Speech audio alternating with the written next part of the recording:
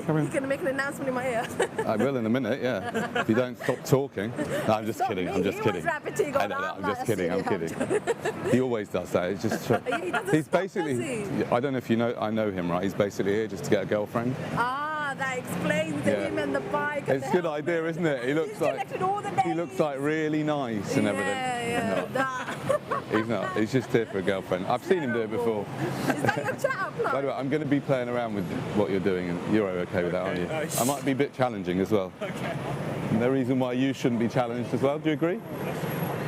Good.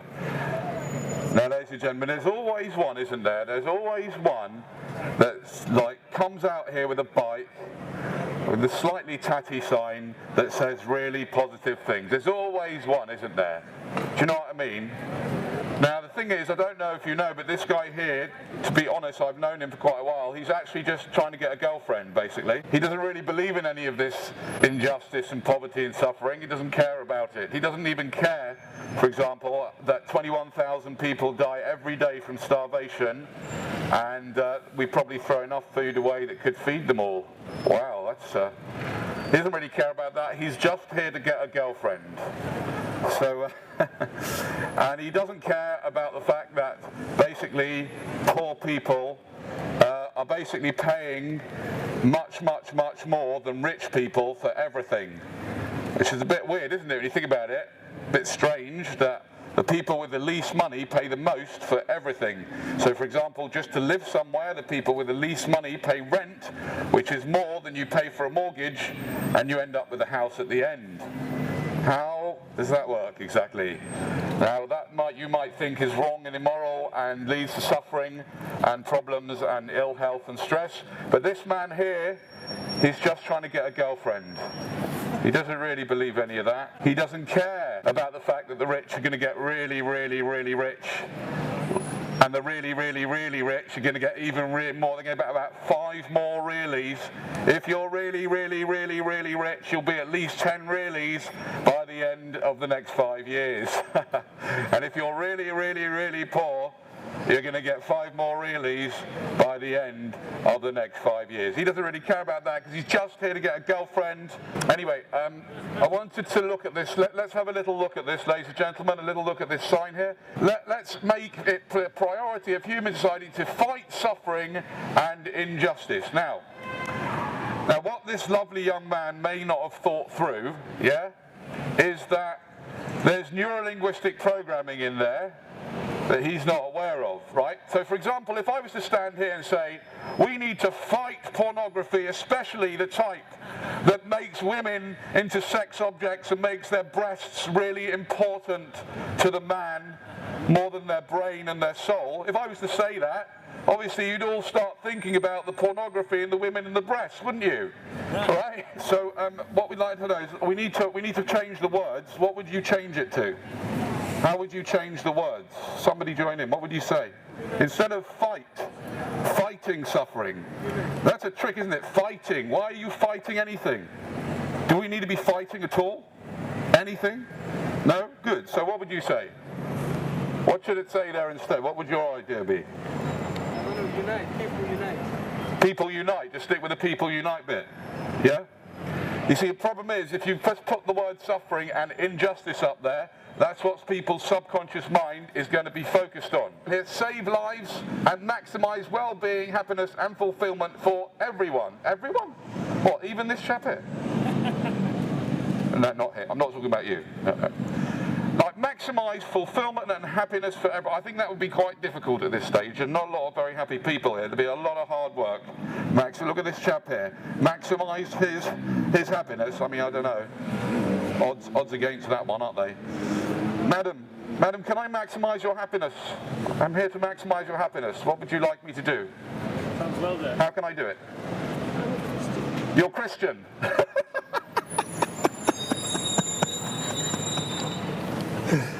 That's an interesting answer. You've obviously got a bit of a one-track mind, madam. I'm going to ask this lady here, would you like your well-being maximised, madam? Can I tempt you with a bit of well-being maximisation? How are you going to do that? How am I going to do that? I'll tell you. Obviously it's not, you realise, obviously it's you that are going to do it, right? nobody else can do it, right? But just knowing that, yeah, that's a start. If you really, really realise that nobody else can maximise your well-being except for you, and nothing else can maximise your well-being except for you, when you realise that, that's when the trouble begins. What's that?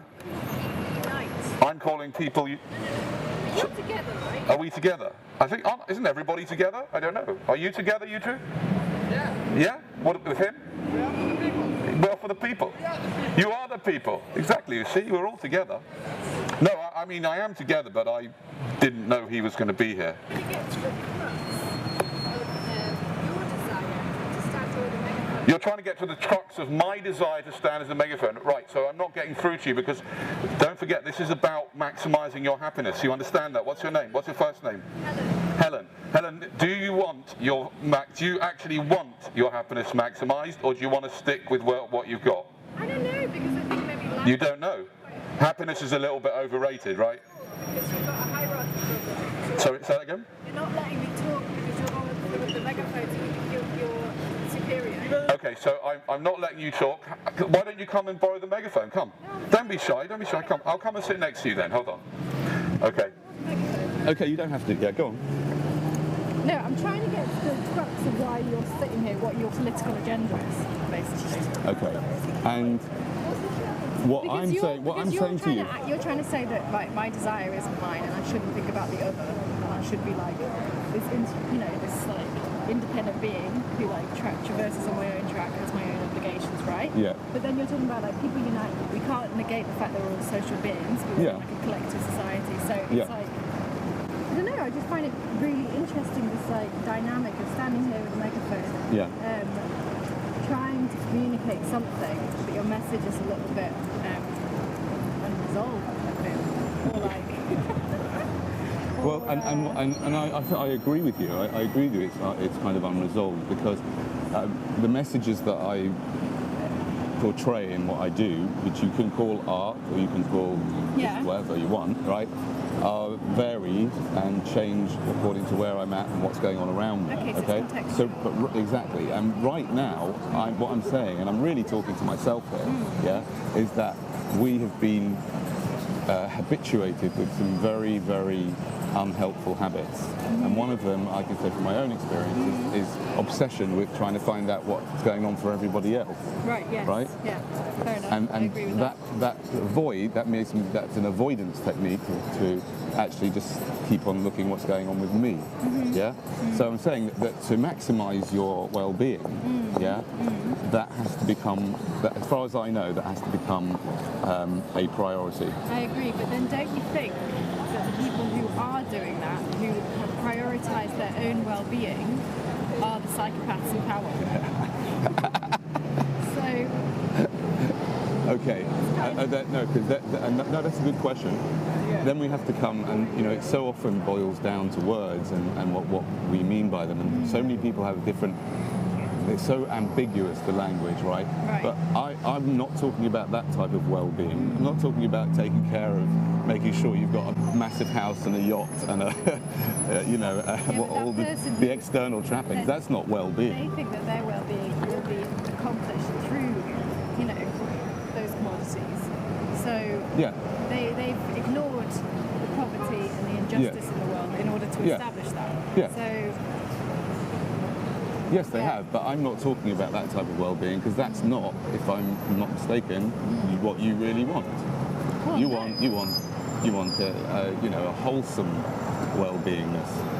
You want to be, living your life to the best of your ability. You want to be the most amazing expression of life that you can be, don't you? You don't want to just amass loads of money. You know that's good. That's not going to really get you what you want. Just fetish. Yeah, exactly. Are you an artist? I like that word actually, because I think that the words that they use are very deliberately played down. Like that's greed. They call it greed. It's not greed. Greed is something different. This is like fetish. Yeah. Well, it's fetishizing an object Anyway. that doesn't really exist. What's that? It's fetishizing an object that doesn't really exist. Yeah. Yes. So thank you. I'm going to carry on now. Yeah, All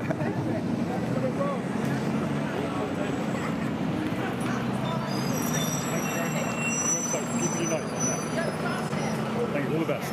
Hi. So, my friend pointed out, that fight is the language of war. Yeah. Yeah, no, I hear you. I mean, obviously, I've thought about that.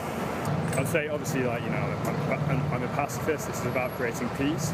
But then, you know, this does require, you know, in order to, you know, bring about a just and equal society, I think, you know, it does require some form of, you know, struggle, like, and you know, intense, you know, forceful resistance.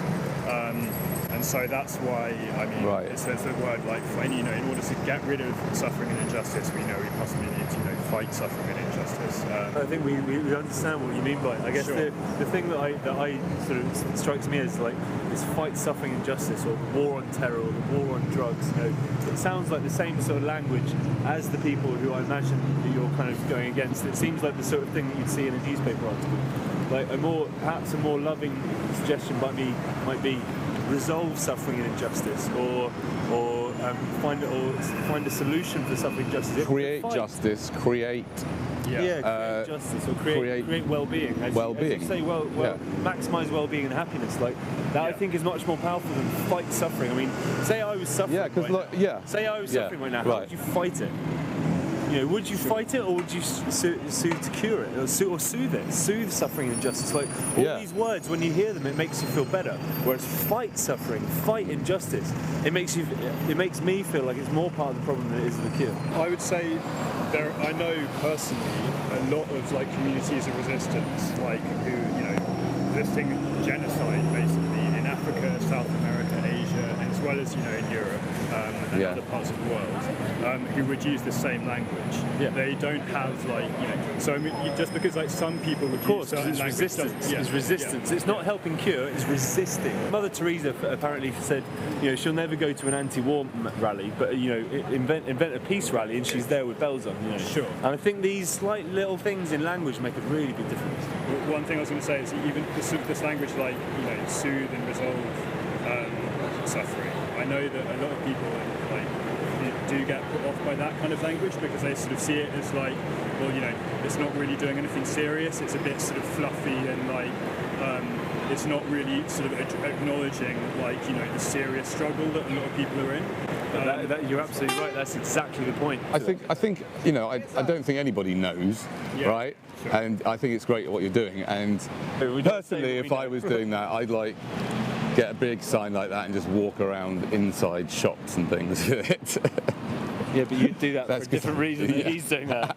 You'd do that for attention. And he's doing this to try and make a difference. That's true. Good point.